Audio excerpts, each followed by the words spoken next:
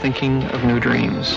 ジョージ・ルーカス I dream of visions which have 彼は yet to be seen, いつも新しい夢を考えてきた which have not yet been 見たことのないものを from dreams 聞いたことのない音を a new reality. 現実の形にしてきた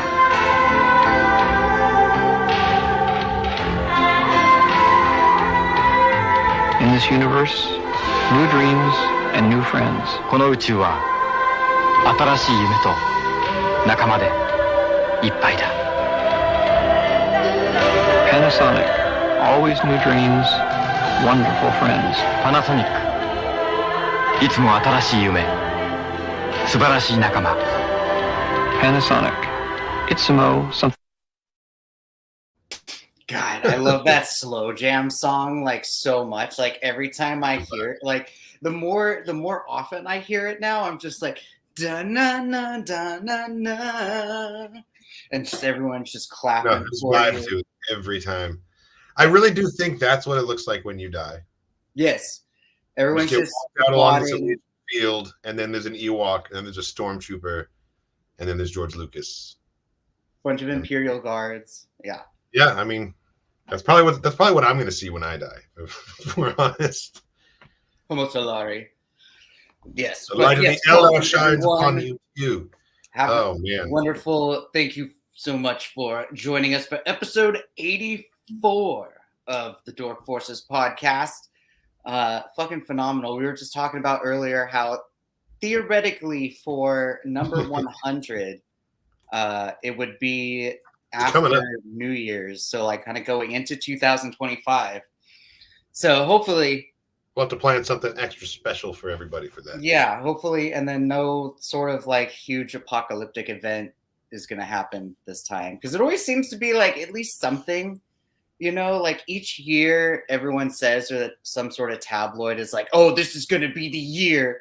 This is going to be the rapture year. The world's going to end this time. And here. Yeah. And it's like, bro, you know. It never ends though. It just keeps going. The boy cried wolf only so many times. You know, I think that some of that is also because that we are both millennials and we have seen so many like world-ending events in our lifetimes that like we are particularly numbed to it. I think it's true. I think that's true of the younger generation as well. Is that they're very like blasé about like, oh yeah, world's gonna end. Like, what else is new? Look around. You know, can you blame them? Can you really blame them for that attitude though? It's true. I mean, fucking look around. The world. What? Good old Y2K. Yeah. Dude, we thought planes were going to fall out of the sky. We thought that like society was going to crumble and grind to a halt because the clocks couldn't handle going forward. Like it was ridiculous. It was such a hysteria, and then none of it happened. Twice. Yes. Twice. But speaking of hysteria, speaking of entire civilizations falling apart, we got to see the fall of a region. So like I know we're normally pretty Star Wars focused on this podcast, but truly there is something that happened this past week, like this last Thursday night / I watched it Friday morning because That's right. You watched it after me. I need to see it twice, but just like something happened to us as a Lord of the Rings fandom that we all got to collectively witness, and goddamn, was it beautiful! It was so fucking beautiful. It really was. It was like a portrait. Every aspect of it was so fucking poetic. And if you 100%. haven't seen it yet, 100%. If you haven't seen it yet, we're gonna just do an absolute spoiler deep dive. Yes, yes. In fact, I'll throw that up on the screen right now, just so there can be no mistaking. Rings of Power season 2 spoilers in this stream all over the place. We're going to be diving into it. So just one more time. You've been warned. All right. So yeah, so kind of start. I mean, some of the super quick bullet points. We got to see Narsil, or I guess technically not Narsil. We got to see. Why not Narsil? Because isn't Narsil its named when it gets reforged? No, it's Narsil, and then it gets reforged into Anduril, the Flame of the West. Gotcha. But when Elendil happens, it's Narsil. So we got to see. It was totally Narsil. Yeah, big opening future plot point, very important piece. And that was honestly one of the biggest hype moments for me, and it was one of the smaller occurrences in the episode because so many big, sweeping. I hate using the word, but it really applies here. Epic moments in this show, like something as simple as Muriel handing him a sword. To the uninitiated, you're like, yeah, okay, but it's one of those foundational corner pieces that's going to later just be such an important thing 300 years from now, or 200 years from now. That is Aragorn's sword, asterisk, Well, not only that, but that is going to be the sword that Isildur is going to use to lop off that finger and get that ring in the first place. But dude, did we meet Aragorn or not? Yeah, Aragorn's futurist grandmother. Do you think that the fishing lady / the former wild person is gonna potentially be the love interest to Isildur? I guess it's possible. I'm not recalling my Tolkien very quickly right now, but I thought that his mother was royal, was half elven. Didn't Aragorn have a parent who was who had a parent who was an elf? Or am I completely misremembering the family tree? But I feel like they're supposed to be elven. That was Elrond, because Elrond half elven. Well, yeah, absolutely Elrond. Yeah, but I thought Aragorn had a mother who was, I don't know if she's. I guess that's possible. I guess that's totally possible. I mean, he could have half elf mom and then I do wonder what Numenor dad. I do wonder what role she's going to play because she's been introduced for a reason, more than just to be part of the story. So much happened. So right out of the gate, right out of the very, very beginning, Durin's Bane. Yes. Shadow Flame. Oh man. I was hooting and hollering. I really was. I'm trying to find where my because when we were initially watching it and talking about it, I think one of the biggest things, obviously the Balrog was absolutely incredible, but when we got to see the inside of the cavern with all the glittering water pools and untouched mithril cavern, it was just it was just gorgeous. It was just gorgeous. The fact that it looked just graphics wise, everything looked good. It was one of those things where it's just you forgot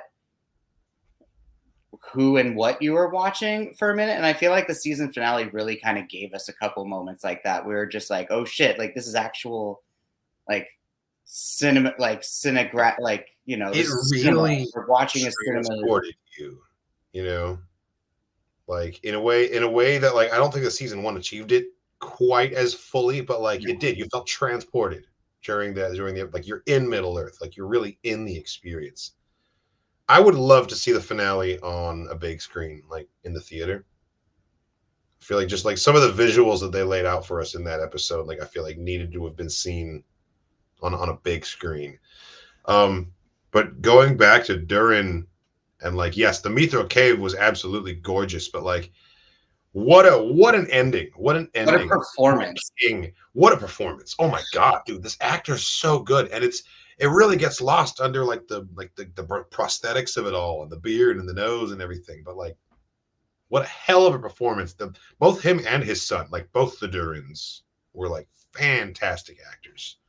I've thought that about Durin the Fourth, ever since last season. He really is kind of the powerhouse when it comes to like some of like the more emotional scenes in the show. Really, really good performances. It's true. Like the king, like we saw him become frail, we saw him become greedy, we saw him become cruel-minded, we saw him get corrupted by the ring. We never got a chance to see what made him a legendary king in the first place. And then, like, just he for did take it off. That's what I'm saying. That's what I'm saying. That brief moment at the end, he takes off. He admitted he recognized why Durin the Third is like this legendary ruler. Like, he's such a badass. And that shot of him leaping with the dude, that was fucking like biblical. It was such like an insane image. Just to create the explosion to bring the wall, like to bring the walls and the stone down, just to like close them off. That's how you go out, man. Yeah, dude. And then even the speech, like even for the dad, I think a lot of his acting came through really with his eyes and then like his tone of voice and how he had to. That's like the only part of his actual face that's like exposed, you know, everything. Like that's what I was saying. He's buried in prosthetics, but like he still was able to give this crazy performance, and it's all the eyes. It's all the eyes. Yeah, and the writing too, dude. Like the writing was just so, because there was a couple characters, cough Adar, that like you weren't really sure. R.I.P. We're gonna get there. We're gonna get to that. But like, you know, there were certain characters in the chat that don't necessarily make it to later points of time. So you are really curious, like, all right, how is this story gonna play out? Like, how is this actually, you know, gonna kind of happen here? But like, yeah, dude, with the monologue story of them, like the father son doing the arm wrestling contests, and like it was moving moment of like, oh, it's just you getting stronger every day, my son, and like that was like, dude, like I don't have a dad, but that's wow, that's powerful right there. And then Disa, I'm so fucking pumped, so happy that Disa survived. I was really like Game of Thrones scared there for a second that King Durin was going to give her the axe slash, just like a lot of the other dwarves. But I mean, everything else about the show has been so grim that I'm not surprised that like your mind went there. You know, I feel like we as audiences are still kind of traumatized from like the Game of Thrones era of like just summary execution of characters like without any warning so abruptly. Like we all kind of had to go through it. Like, you know, we all got the red wedding syndrome as audiences in general after that. It's true. But like I was pretty sure that she would not like she wasn't about to get eaten by a Balrog or killed by the king. Like there's no way Durin would have to grapple with that much like tragedy. Come on. That's true. That would have been fucking that's just so much. Horrid. Aesthetically though, something that I did notice from part 1 of the siege, and then more so when they put on all of their battle armor and went to Eregion, I fucking love and find it funny how they have like to keep their beards from like getting in the way. Yes. They tie it. They fucking like tie it to their belt on the side. I noticed that too. You gotta lock that stuff down, sir. You gotta keep that beard. You have your beard crutch to like just get it out of the way, because you can't like throw it over your shoulder because like that's undignified, you know. But exactly. You gotta have it fastened to the belt, dude. And then just on my couch and hype. Let me tell you, during Gilgalad's speech at the very end, yes, I was going to say, King Gilgalad that was sitting on the table, and Hera like jumped. It was a whole moment. Oh my god! King, like, ready to go. So speaking of the great Elven King, something that we talked about or that you brought up.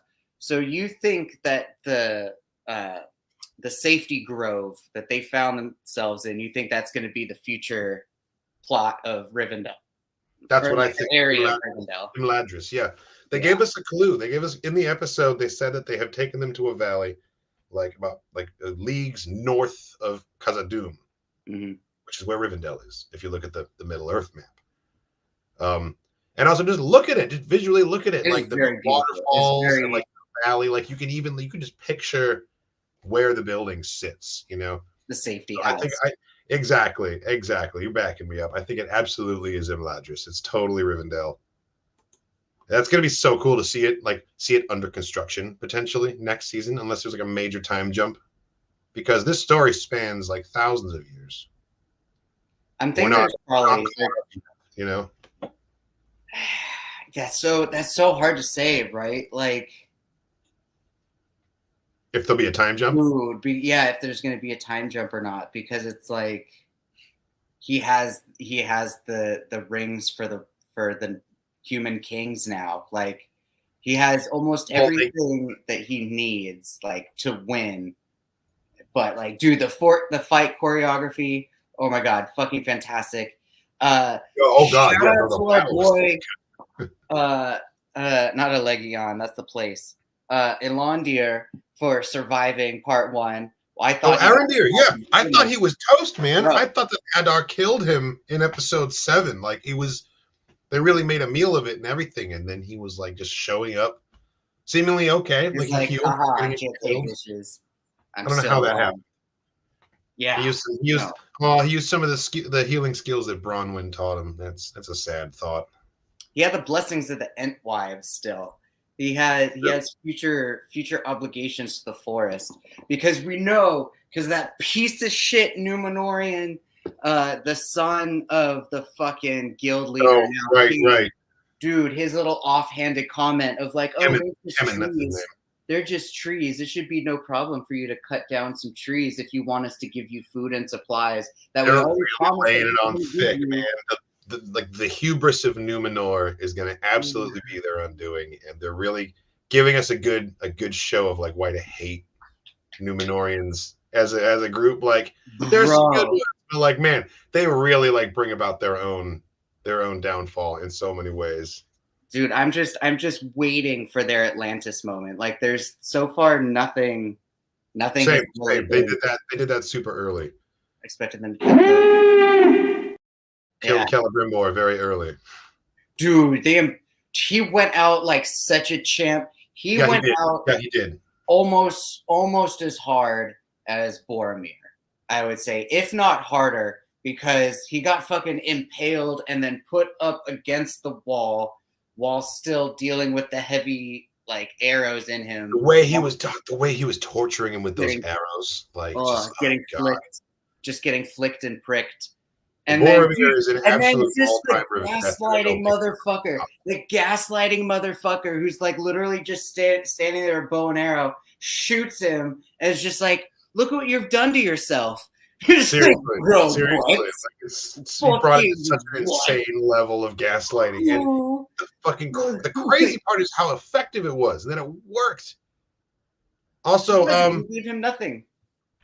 Like shout out again to poor homegirl, the Elven Smith who got flung from the rafters, and Anatar made it look like Celebrimbor did it. Like that was they really did her dirty. That was a terrible way to go, man.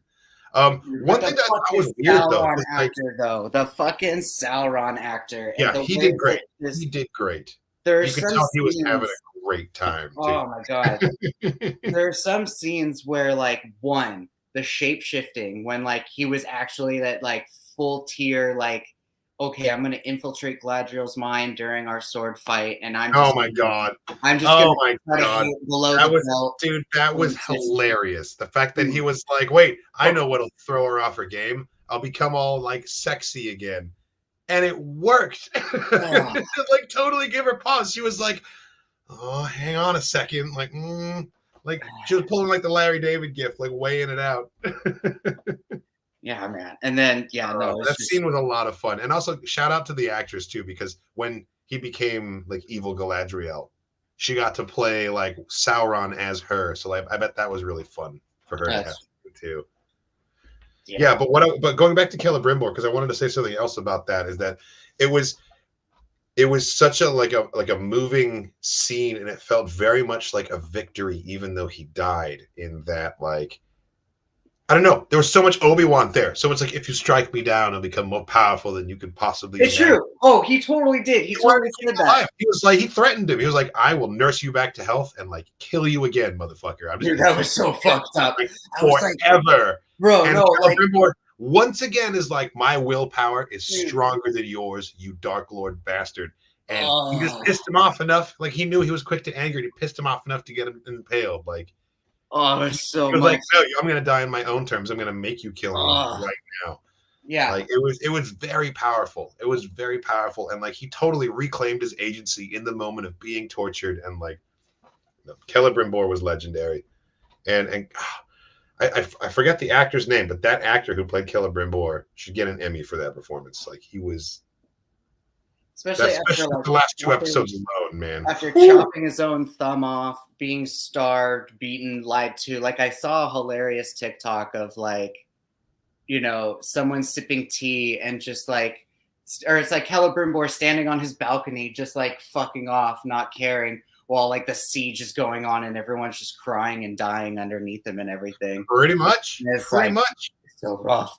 As soon as he knew, he could not be fooled again. Yeah. And he was able to break through it. You know, he had the mental fortitude to see the deception for what it was. And like to his credit, he did everything he could to escape it as soon as he realized what had happened. And like, you got to be fair. We're talking about the greatest deceiver who ever lived.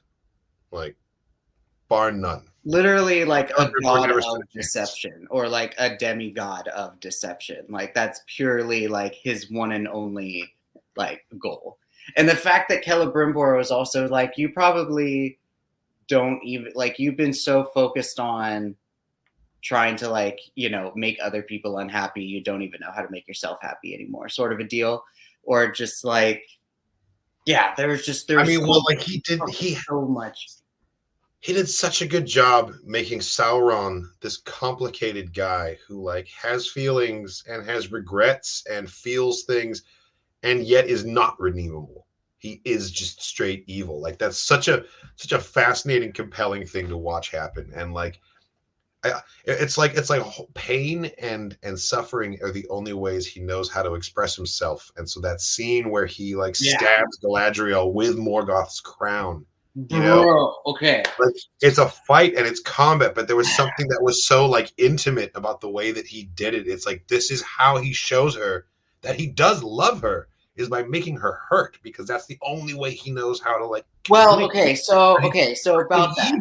So yeah, give me your take on that, because that's what I think was happening about that. So it was hate, but it was love too. I saw somebody else in the comments being like, we'll hopefully see the Wraiths in like season 3 or season 4. And it's like, bro, episode 2, we already got to see like the Bog Whites. And then like the Barrow Whites, they were cool. The Barrow Whites. And like in this last episode, even Sauron was like, dude, like you said, like I know things that are worse than death. And then what we got to see with the Morgoth stabbing was literally the precursor to the Morgul blades. And just like it wasn't the fact that like Sauron stabbed her with Adar's old sword. It was specifically the crown of Morgoth that just imprinted and like inserted that darkness and that evil into her, and was just sort of like starting to like do the seeping and the creeping sort of a thing, and like the tainting. So it's like, would it made her have gone full Wraith? I don't know. But like, thank you. We are Morgo Shafts. Good night. But yeah, no, there's such deep lore. There is such cool fucking Morgoth lore. I think you're totally onto something. I think that the Morgoth crown will be like destroyed and reforged, and like that is gonna eventually be. That's probably gonna be his new helmet. That'll probably be like his helmet after. You think we're gonna get him in the armor? You think that's gonna come next season? Because I hope so. He doesn't need to be Anatar anymore. So you know? I think it'll probably happen. It'll probably happen like either at the end of season 3 or like the starting of season 4. Because like Numenor has already kind of started fucking up, but they haven't fucked up enough. Royal. Like, they haven't fucked up Royal yet. Yeah, they just started doing like their Magna Carta thing, right? So like the King douchebag, he's just starting to be like, oh well, all the keepers of the faith, they're all bad now because they're gonna say that I'm going against the gods, and like I'm arresting the true queen, and I'm gonna fucking execute everyone. So I mean, he's doing a cleansing, man. He's arresting all the faithful. He's jamming everybody up, and like and he's building an armada too. Like that was the key detail that we learned from this last episode was when Kemen was like, "We need this wood for like my father's armada." He's building a navy of ships. Yeah, and that's going to be key to what happens next. So I don't think there's also enough, we haven't seen that many tribes of men just yet to even see if there's like 9 worthy people that could be the eventual kings. Like, we don't even know who the Witch King of Angmar is, or if he's even alive yet. So, I think it's Theo. Which one's Theo? I don't remember. Theo's the Bronwyn's kid. The kid who had the broken sword originally. The kid who found it. Oh, shaggy hair, really deep voice. That kid. I think because who's still carrying around Galadriel's sword. Like, I don't know. He has some sort of a story left to tell. What the thing is, he is currently hear me out. He's rising to become a community leader in the Riverlands right now. Yes. He's being like a pillar of strength. He is helping these people survive. He's going to become a king. He's going to become the king of these people. You know, when they rebuild, like when he's when he's like a grown man, he's going to be the leader, and he will be presented with one of the 9 rings because he's a community leader here. Yeah, but that doesn't mean that he'll be the actual Witch King, though, because it says also that the Witch King was someone who was like obsessed with wizardry and shit, and like wanted to study. That's the thing. He's already shown that he was like obsessed enough to like get all interested in this sword and almost like cross over to Adar's side with it. Like he has that interest in wizardry and stuff. He was fascinated by the sword, and you just yourself like we don't know, and we haven't seen enough men. We don't even know if there are like that many kings right now. So societies need to build up first, and kings need to emerge. And I think Theo is a really good candidate to be one of those kings, since he's like, he's going to have the support of the people, and he's going to grow up. And like, what if? But at the same time, Sauron is the one that like, destroyed his home. That's a good theory. That's a good theory. King of the Undead, just like how we all thought that Hamish, or no, not Hamish. What was Sauron's fake human name? Halbrand. Hamish. Yeah. Oh, that would have been so good if his name was Hamish. Yeah, but Halbrand, because we all thought that Halbrand was going to be the king of the undead, and that ended up being fucking nothing. Yeah, the king under the mountain. Theo could become. I mean, you're right. They really did kind of make an emphasis on him, like talking about promises and everything. Also, we don't know yet. We don't know yet how true it is to the old story that Numenorians live longer than regular humans. So if Numenorians also live longer than normal humans, then theoretically by the time of like the actual One Ring War, those people could be dead or like really old men. Let me look it up right now, because Isildur does, because he dies in that battle, and he is, I want to say like pretty old, but not like unreasonably old, because Numenorians, yeah, he's 234. Dang. Yeah, that's a lot. Yeah, so, 234, and I think he's 233 during the battle, because he keeps the ring, doesn't destroy it, lives for like a couple months before getting killed on the road by orcs, and I think he has his birthday before then. So he's 234 when he dies, and right now he is the age I think that he looks, because that's the thing about slow aging. Like, when does it kick in? You know? Is a teenager actually a teenager? Are you about 25 when like you slow down the aging? Because like probably hits you at 30. Yeah, because I think it was dad. Look at his dad and how fucking casting knocked it out of the park with having. Dude, Elendil is the most majestic. Look like he's just like chiseled. He's just like made out of pure fantasy cover art. Like, yeah, if you were like, oh, that guy is actually a stone statue of an ancient king that came to life one day, I'd be like, yeah, that makes sense. That tracks. For sure. Like, that's what he looks like. Absolutely. And he's just like lovingly faithful to the queen. Oh my god! Oh my god! Oh my god! That dude. Romance out of nowhere. Those were like, I'm sorry, those were like fucking marriage vows, right there. Yeah, bro. Like those two are the definition of like ride or die for each other. They have been like trauma bonded to the extreme. They both lost everything except each other, and so to each other, like they represent everything now. You know. Wait, Anatar, I need to buy like a special edition hardcover version of the Silmarillion. But how do we know that? How do we know that 3 Numenorians are Nazgul? How do we know that? Fact check. I fact check you, Lord of Lies. How do we know that? Not all the Nazgul are Numenorian lords. Only 3. The rest are powerful men from other realms, such as Harad, which is kind of which is near Rune. I don't know if any of them are for Rune, though. But it was taken by fell men whom the enemy in his first strength had dominated, and who wandered homeless and masterless after his fall. It is said that their lords were men of Numenor, who had fallen into dark wickedness. To them the enemy had given rings of power, and he had devoured them. Living ghosts they were become, terrible and evil. After his going, they took Minas Ithil and dwelt there, and they filled it, and all the valley about with decay. It doesn't really go into detail about where they're from. So yeah, we don't get a ton of info on the Nazgul. We only know of two of them, the Witch King and then Kamul, who was an Easterling and sort of a second in command to the Witch King. The existence of Kamul to some extent disproves that all of them were Numenorians, but past Kamul, we don't really know any of their heritages, except the fact that 3 are Numenorian. Including the Witch King. We don't know the heritage of the Witch King. Yeah, I'd be very... The information we get comes from Faramir, and I think it could be considered a case of unreliable narration because we don't really know that Faramir is really an expert on the Nazgul too, you know? He's relaying what he's heard and what he knows, but like we don't know if that's really the case. So still, because with the Dwarven rings also something else that theoretically would have to happen throughout season 3 or season 4. Well, actually, it would be during season 3 because the other dwarven lords were saying that, like, hey, we paid royalties and we want our ring of power.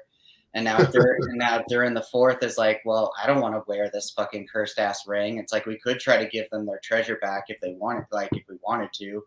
Durin has inherited the most relatable, like, universal bullshit problem of like, oh, my parent just died and I just inherited a ridiculous like financial situation that I have nothing to do with like multiple parties wanting a bunch of like riches and treasure for me, and like he already went and did this with it, like invested it, and for some reason now it's your problem. Like that's what Durin is now living with. But like best friend, at some point we're gonna have to get into dragons because 4 of the Dwarven rings got eaten by dragons. And Sauron was only able to collect 3 of them. I hadn't considered that, but no, you're totally right. You're totally right. I don't think Smaug will be one of them, but we will be getting dragon. And like honestly, expanding on the Middle Earth dragon lore, I'm here for it. I'm here. I will always be down for dragons. You know me. Yes. There's so much cool stuff. The Balrog, dude. Okay, so let's get into that also visually for a second. 1. I fucking love the idea that they kind of went Warhammer 40K with the Balrog and that they still gave it wings, but those wings are fucking useless. Like, they're just fucking pure intimidation. Just all they were just flutters of, like, smoke. Like, it wasn't... The way that they were, like, not really there, but, like, still physically you could see what... It was a cool idea because, like, they had to give it some sort of wings, but would also explain why it was able to fall to its doom with Gandalf and the 2 towers. Because, like, if the wings are too good, then it would have just flown back up, right? Like, yeah, but it can only just like kind of like glide down and just like kind of slow parachute down. The Balrog is a flightless bird. It's like a giant flaming kiwi. I think it's just like heavy. It's probably just like too heavy, or maybe it's one of those things where it needs open space. Like it could probably fly outside, but like when it's in an enclosed or something with wind, like gargoyles, you know. Do you think that like wind is painful to a Balrog? Anything that quenches fire, does it mean it hurts it? Probably, but I mean, like, if your existence is pain, then like it just makes you angry. It makes you a more furious fighter. Absolutely, you got the whole dark side fueling it thing. But like, do you think that was tactical on Gandalf's part when he fought it from the lowest dungeon to the highest peak, and then smote his ruin upon the mountainside? That he chose a really snowy place to fight him. Fucking cool. That he like was like, I'm gonna go somewhere that nullifies your fire, that makes you as cold as possible to throw him off this game. Like, absolutely. That's some good thinking right there. That's some good elemental wizard nonsense. Speaking of which, they teased the wizard battle, and we're gonna have to wait till next season. We're gonna have to wait like years to watch Gandalf fight this guy. And he's a good dark wizard, man. I'm obsessed. Every time he talks, the little beard squiggle moves around, and I can't hear anything he says though. That's the one. I absolutely love the design that they went for with with Gandalf's staff. Same with I Narcissus. recognize it straight away. Straight away. I love that there are certain like physical characteristics to props or to items that Amazon was able to kind of like, hey, we're going to make this really specific item look enough like the Peter Jackson item just to really get it across that like, oh, this sword is this sword and like this staff is this staff.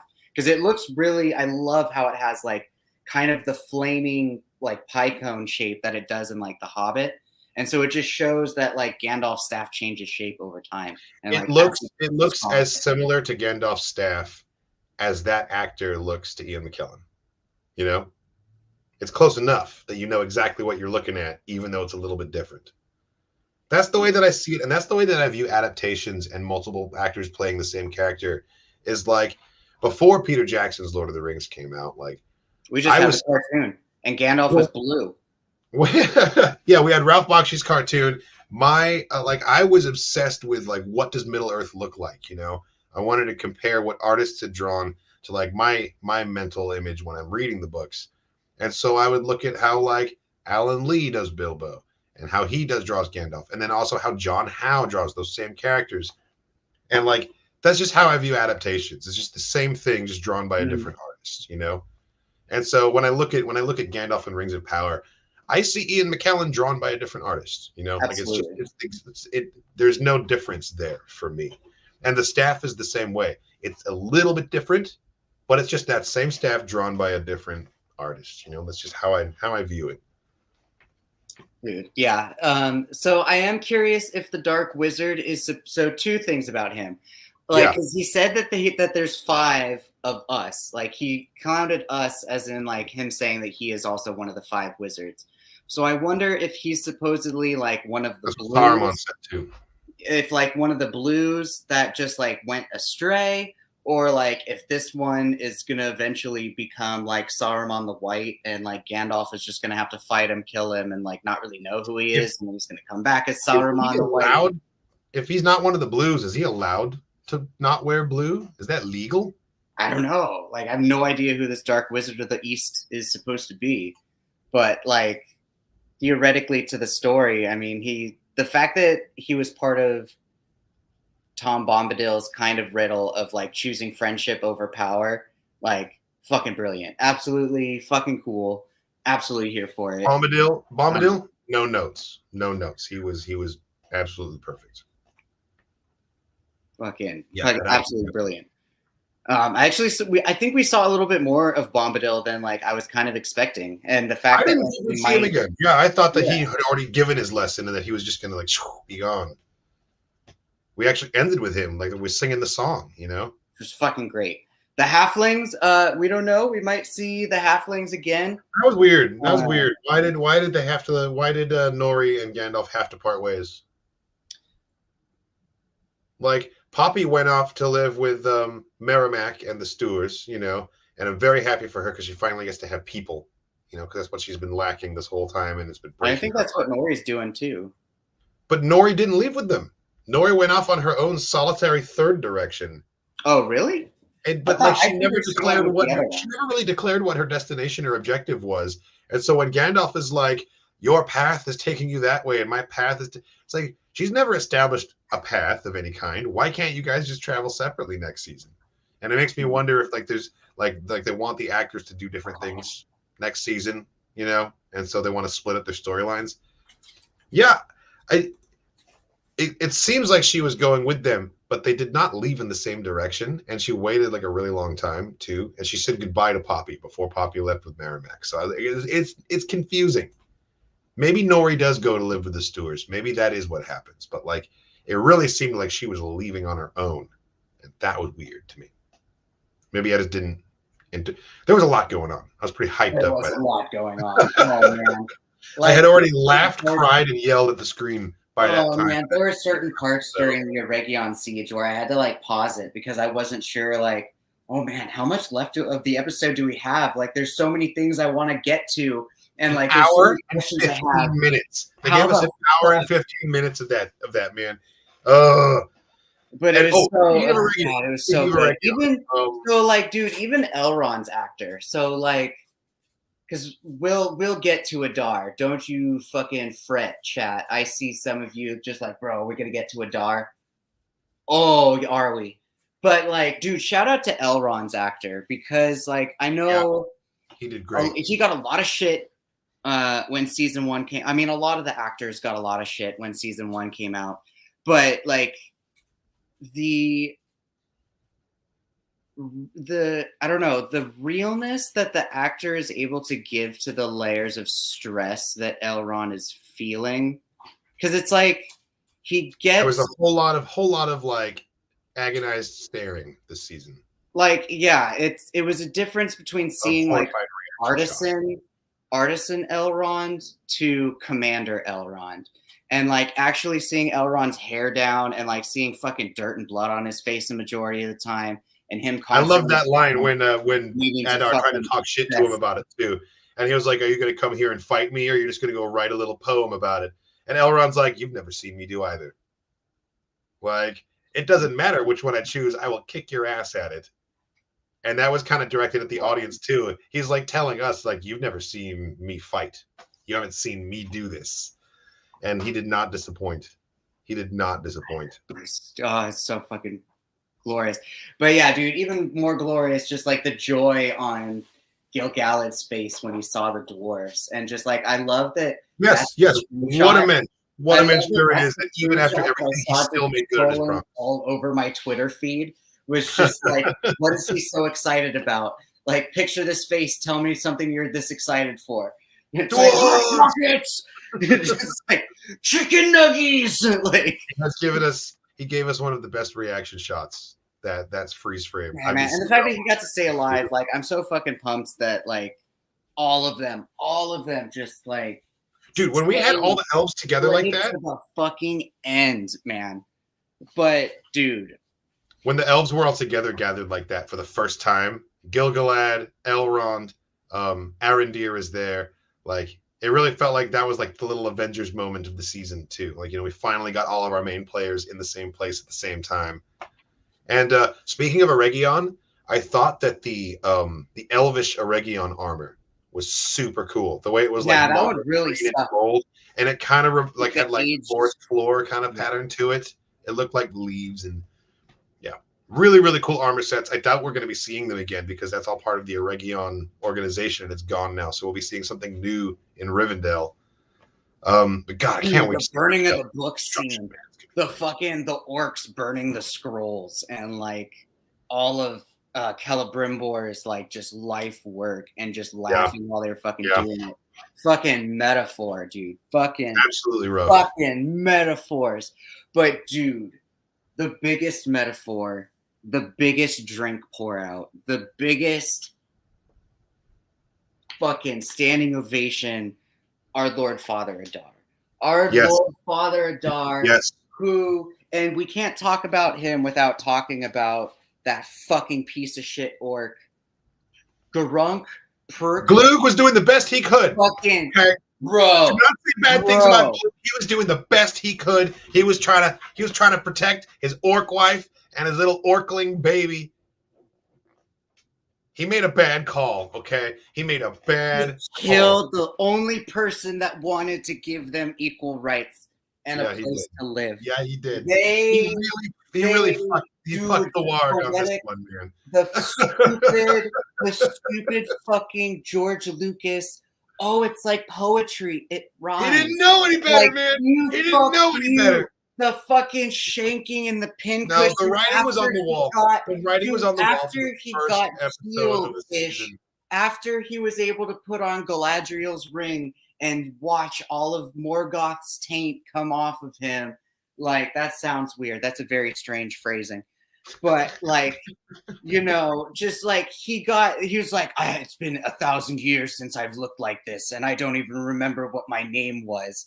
Like, I earned the name Adar, and then that scene was honestly heartbreaking, dude. Like, I was already so sad for Adar before that part came in, but like, And then you had the audacity. And then you had the audacity to be like, oh, Lord Sauron, a lot of Uruks are dying. We should run away. And then stab to the throat. Stab to the fucking throat. Fuck you. Fuck you, he dude. tried to do what he was taught to do by Adar, all right? By his father. Because they wrote, the writing was on the wall, all right? In that very first episode of the season, when Adar did that to Sauron, you know, Glug saw the same transformation in Adar that Adar saw in Sauron. That's why, like, because it was all about the children, it was all about protecting his orcs until it wasn't, until it was about defeating Sauron and laying siege to Eregion and just throwing orcs into the meat grinder. But and that wasn't it, though. That wasn't it, though. No, but Sauron knew that. Sauron, dude, he's like, dude, bro, again, at least if you die fighting for no. If you're not going to blame Celebrimbor, you can't blame Glug either. As a meat puppet. You can't blame Glug. Celebrimbor, dude. Sauron deceived him. He deceived him into thinking that he was a better choice for him than Adar, even though he super didn't care about him. And so he manipulated Glug to act against his own best interest, just like he did with Celebrimbor. You gotta let Glug off the hook, man. It was so fucking tragic. Like, it was that part, I think, for me, obviously, was a little bit more that was I didn't want to see him go out like that, though. Bro, that had the impact of when Jon Snow got like jump stabs and just like the Night's Watch just fucking just full on tratored him. It was definitely like I felt the same sort of pit in my stomach, like the same sort of I was like, dude, I was hoping like, okay, I know that Adar is not going to make it obviously to like storyline of The Hobbit, but like where are we going to go? And then just like everyone's like, oh my Lord Father, Sauron tried to convince Purg to turn against you, but Purg said no, so Sauron stabbed him. And then he's like, oh, it's too late for you. Like, no. No, I thought we could get another season out of him at least, but hopefully, like the silver lining here is that we're gonna get black armored Sauron fully doing his thing. Okay, so that was something something I kind of touched on when we first started this evening. So at some point when Numenor gets destroyed and gets like flooded, according to the Silmarillion, that's when Sauron loses the ability to make himself look pretty. So at some point, does Sauron have to leave Middle-earth, go to Numenor, and then when the Numenorians go fuck with the Valar, the flood happens, Sauron gets flooded, goes back to Middle-earth, now he's permanently ugly, and then he does the Doctor Doom thing? Because I'm sure he's going to break apart Morgoth's crown and either use that for the One Ring, or he's going to turn that into his new Doctor Doom armor sort of thing. I think elements of it get added to the One Ring, but I also think that's where the Morgul blades are going to come from.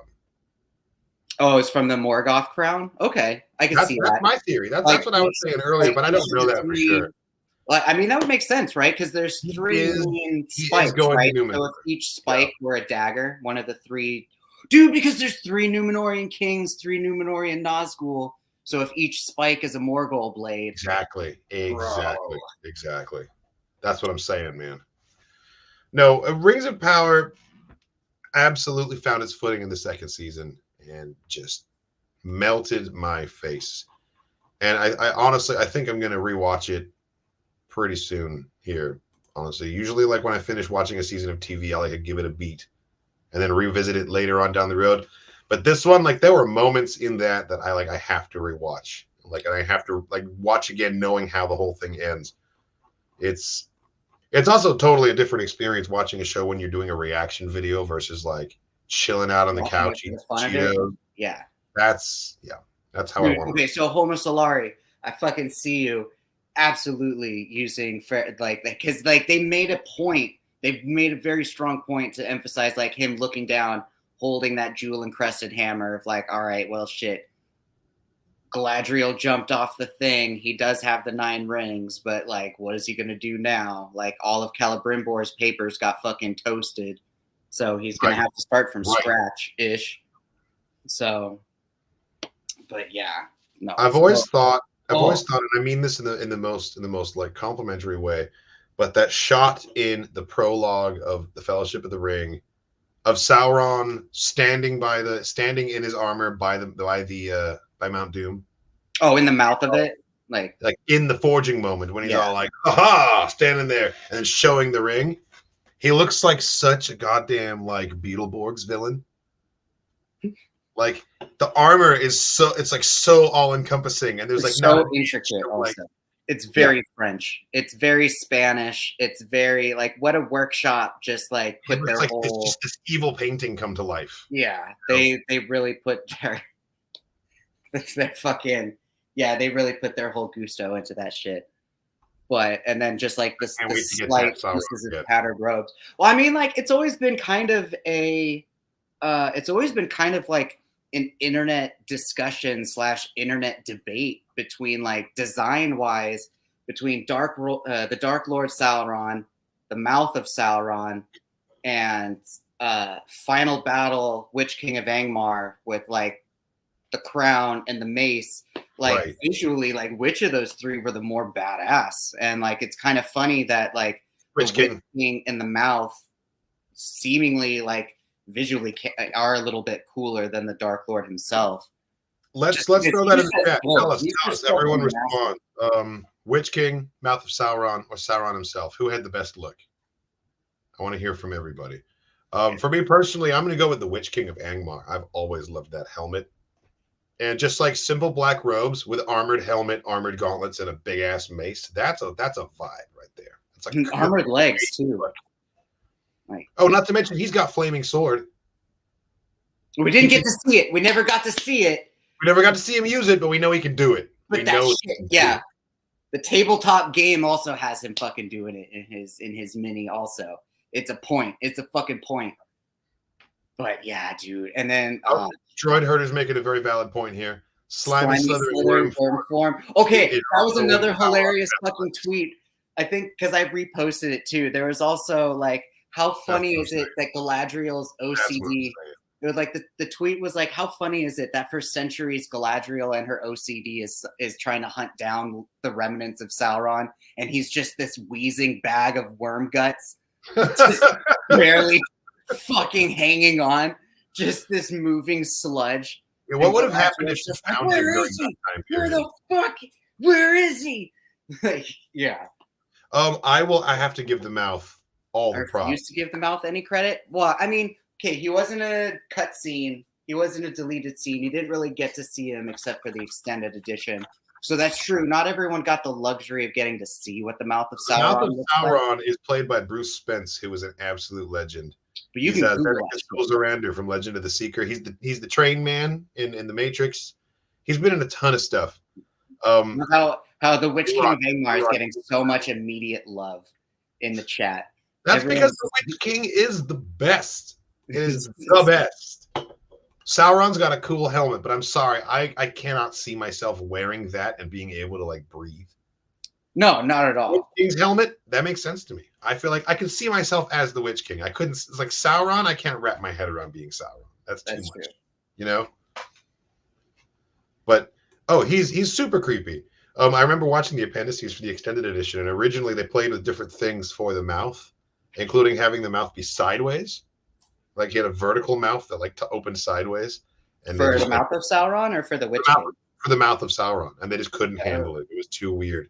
So eventually, what they did is they just like used makeup and made him look all gross, and then they like enlarged it so it's bigger than it's too big for. Yeah, they did the thing. They did the thing like with the Nazi from Hellboy, and they like he had the no lips, and it was just totally, yeah, exactly like that. Yeah, and they put like a weird like fisheye on it too, so he had just like this weird bulbous huge mouth, and yeah. He is insanely creepy, but it's such a cool character design. I do want the Lego Sauron Tower. Oh, that's true. You know what? There might be a Lego minifig of the Mouth of Sauron. I think there might be. Hilariously enough, I think there is a Lego minifig of the mouth, which is kind of funny. He is a special edition little piece. I feel like the Mouth of Sauron would look hilarious if he had a beard. Probably can't grow one. Or if it did, it would probably just be neck. He just like has mustache and then giant mouth and then soul patch. So it'd be like Senshi. It'd be like evil Senshi. How dare you? How dare you put that evil, on skinny ass Joker Senshi. It'd be Senshi on meth. God. The ill-fated and notorious Gollum video game that came out last year. Yes. Features the Mouth of Sauron. And they took a completely different design approach on it. And he actually looked kind of badass. You know, that game had abysmal gameplay. It was to the point where the dev team actually like posted an apology letter after releasing the game. It was that bad. But like one thing that kind of like went by the wayside is how great the production design actually really was. It was totally like old school Lord of the Rings, like pre-Jackson era interpretations. And like, I feel like nowadays, everyone that does a Tolkien interpretation kind of has to fall in line with Jackson's aesthetic. But like these guys kind of like struck out on their own a little bit.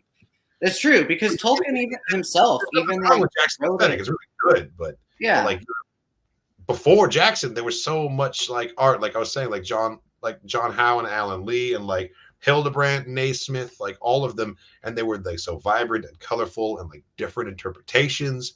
And we kind of lost something when like everything has to feel like Peter Jackson's Lord of the Rings now. Like Rings of Power is doing a pretty good job of like making itself its own, but still gradually turning into that aesthetic like over time to show the progression of history. And then the War of the Rohirrim, the new anime that's coming out this year, which I'm stoked for, by the way. It looks so good.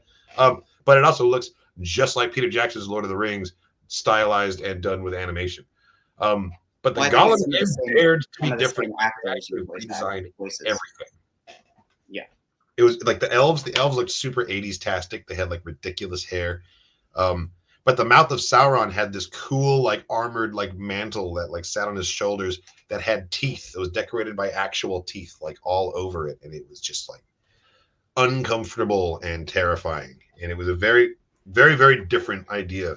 And I realized there aren't that many visual depictions of the Mouth of Sauron out there, like outside of the movie. You know? No. Homo Solari with the humanoid Balrogs. That was definitely like something that got adopted because like D&D. Yeah, the Bakshi Balrog is hilarious. Yeah, D&D like got a lot of their monsters from not only just Tolkien but a lot of like mythologies, and like visually they definitely wanted to try to make things be more, what's it called, imposing, but also for them like the biggest thing that was imposing was like, all right, make it fat and make it muscular, and then give it a bull head. Oh, give it bat wings. Oh, yeah, there you go. Give it a mace. There we go. There it is. Perfect. like it wasn't like the most difficult, but like they had their equation for sure, even back then. But yeah, no, it's great seeing even some of the like. I know a lot of people hate it, but there is one particular cover for The Hobbit that has like a rather humanoid Bilbo and like just this creep-tastic, hideous like dark-skinned Gollum. Oh, you're talking about the 1982. Yeah, dude, and it looks like something straight out of like. That was my Hobbit. That was my Hobbit from middle school. Yeah, and like it totally looks like something that Jim Henson would have created. Dude, it looks like fucking Tom DeLuise in a wig. Yeah, just casually got his hand, like he's holding onto the ring in his pocket, but it looks like he's just like casually got his hand in his pocket about to sword fight Gollum with it. It's hilarious. No, that's unironically my favorite Hobbit cover art. I love that one. To answer this question, I have been known to do some warring in the north on occasion. And Shadows of Mordor, I'm like halfway through it. I've never actually completed it. I'm being cyberbullied by Uruk-hai, so I've got the Nemesis system is pretty intense. So I've got to go back in, and I'll probably stream some more of that later. But I do enjoy War of the North. Me and a couple of Discord folks we've got a questing group together. I play the dwarf because, of course, Baruch Khazad and all that. Yeah, the other thing that I wanted to briefly talk about, just like Huzzah, is yes, The YouTube channel has hit 50,000. Yes. Thank you, everyone who's subscribed. 50K. Thank you, everyone who's participated in all of our group chats and Q&A episodes from way back in the early COVID days. Yeah, no, man, like, congrats, because, like, you've done so much work, and you've put in so much work into the channel, and, like, it really shows, and how you've tried to dabble into other social medias, and, like, really have tried to make yourself accessible to a lot of people online and a lot of fans, and yeah, dude, you deserve fucking all of it. Thanks, man. I appreciate that. The first age, she participated in the kin slaughtering. She killed elves. I mean, hey, man, you don't live as long as Galadriel without making a couple fucked up decisions, like, in your life. Yeah, it's gonna happen. But yeah, I just wanted to acknowledge, like, I'm so grateful to everyone that has subscribed to the channel. Like, it's gotten.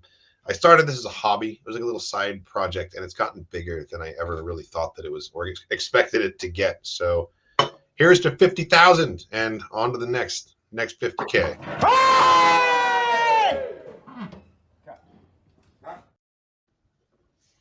And there you go. Exactly, to 50K more. Awesome. Yeah. Well, I mean, like, in conclusion, to wrap it up a little bit here, I think The Rings of Power Season 2 is like an absolutely solid offering of TV, and like the likes of which we haven't gotten in quite a while. Like the fat run times, the amount of depth of story, the visual fidelity, like some of the visuals that we got, especially in that final episode and the battle before it. Like, oh my God, dude. The fight choreography, the costuming, the sets, the dialogue and the writing itself, honestly, I think was really improved from last season. And last season, it wasn't that bad. Like, they've completely nailed so many aspects of it. And like, I can't wait to binge the whole thing from start to finish now that that's available. And I want to see the numbers. Like, I think that is longer than the extended edition of the trilogy, right? What I'm more interested about is like, no, I don't think it is actually. How long it's going to take till we get season 3? Because I've heard so many rumors that it's going to be like multiple years. Yeah, it's going to be some Game of Thrones level pain, just like waiting for this shit to happen. But like, and again, like it was so beautiful. Like, I think watching the first episode of season 2 actually did kind of tear me up a little bit, because like you got a little teary eyed when season 1 happened, just for kind of the overall feeling of like, oh shit, we're in Middle Earth again. Like, this is actually. It was, it was so good to be back. And then like, I felt that this season. I really felt that this season, where it was just like, fuck, man. Like, I didn't realize how much I miss Lord of the Rings stuff. And like, just as a casual fan, like I honestly can say I have never read completely through the trilogy. The Hobbit, yes, 100%. But like, the full trilogy, no, I can't say I've sat down and like actually tried to withstand that much raw Tolkien to the face. but like, that's the new name of the podcast right here, Raw Tolkien to the Face. Yeah. Yes. When season 3 comes out, that'll be. I've read The Hobbit countless times. I have read the original trilogy countless times. I have read the Silmarillion exactly once, and I remember 30% of it. Yeah, so that's going to be one of mine. I've read the books, but the Silmarillion, like I got through it once, and then I was like, okay, I'm done with it. And I think this next Emerald City Comic Con, one of my little mini quests is to try to see if I can find like a special edition or like a hardcover. Part of me is I burp Silmarillion that like to purchase for my own collection and library. I have a second edition Lord of the Rings sitting on my shelf. It's like the oldest book set I think that I have, maybe. But yeah, I want to find a Silmarillion, the oldest one that I can, to like put with it. I want to get like some ancient ass, like the sacred texts, you know, antique. Yes. Yeah, these are my sacred texts. Oh, they're so good. It's so good. Well, thank you for watching, everybody. This has been the Dork Forces podcast, episode 84. We recapped The Lord of the Rings, The Rings of Power, season 2, mostly with its grand finale, and had a little bit of a woohoo about the fact that we hit 50,000 subscribers on the YouTube channel, which is badass. Thank you, guys. I love you all. I hope you know that. Yeah, catch us every Monday at 7 PST right here, wherever you're watching. Then you're in the right place. We go live. We talk about all things Star Wars related. You already know that, chances are, if you're here hanging out with us. Yeah, let me grab a clip here to play us out. But Bendu, do you have anything else that you would like to add? Numenor sucks. Not all hashtag not all Numenorians. Not all Numenorians. All right. Some of them are really nice, like Elendil and dude. They have a lot. Miriel. All right. I'm Aarion sucks. Kemen sucks. Pharazon sucks. It's a reasonable thing to say. I'm pumped to potentially see the Ents come marching in at some point. We'll come see. But yes, you can find us on the various social medias, the Twitters, the Instagrams, the TikToks. But yes, send us a like or a question in the comments. And as always, may the Force be with you. And I'm very sorry in advance to all of your eardrums. Place me down.